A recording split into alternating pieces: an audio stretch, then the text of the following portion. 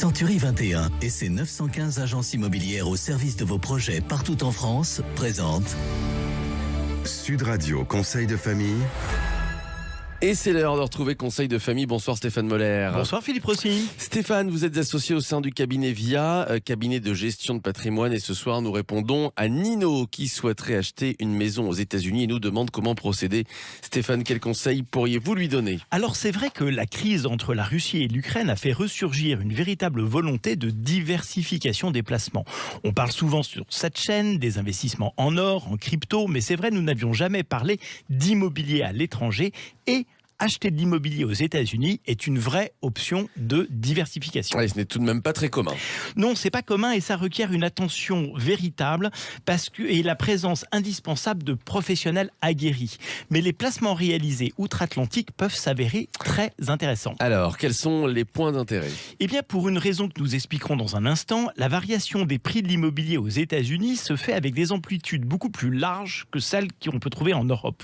Les prix peuvent baisser très bas et monter de façon très violente. Il y a donc la possibilité de réaliser de confortables plus-values.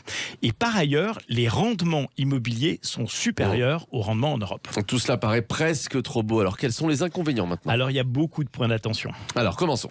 Alors, en premier lieu, c'est une lapalissade, mais aux États-Unis, les investissements se font en dollars. Donc, une dépréciation du dollar aurait un effet de déprécier votre investissement par rapport à l'euro. Ensuite, et c'est très important, aux États-Unis, le système de crédit est très différent de la France et il faut bien comprendre ce qui va suivre et c'est en plus passionnant. En France, quand on contracte un crédit immobilier, la dette, le crédit, est porté par l'investisseur, c'est-à-dire par vous ou moi. Donc si je revends la maison pour un prix inférieur au crédit restant dû à la banque, je reste redevable de la différence auprès de la banque. Aux États-Unis, le système est différent.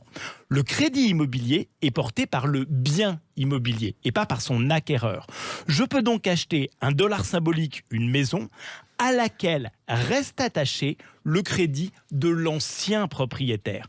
Le prix de l'immobilier aux États-Unis n'a donc aucun sens si on ne prend pas en compte les dettes qui sont rattachés aux biens immobiliers. Je comprends, c'est la raison pour laquelle vous parliez, Stéphane, d'une amplitude de prix beaucoup plus significative aux États-Unis. Alors c'est une des raisons, et il faut se tourner vers une title company, c'est-à-dire une sorte de compagnie d'assurance qui va vous assurer que votre maison n'est grévée d'aucune dette ou que celle-ci n'excède pas le prix que vous voulez mettre dans la maison en question. En résumé, acheter de l'immobilier aux États-Unis, pourquoi pas, mais particulièrement bien entouré. Les équipes de VIA sauront-elles vous accompagner ? Alors nous avons effectivement une équipe aux États-Unis susceptible de vous accompagner dans vos démarches d'investisseurs. Eh bien, très bien. Merci Stéphane pour votre éclairage. Conseil de famille à retrouver en podcast sur notre site sudradio.fr. Et comme Romain, vous pouvez adresser vos questions sur le site de Conseil de famille, conseil avec un s-2-famille.com. C'était Sud Radio Conseil de famille.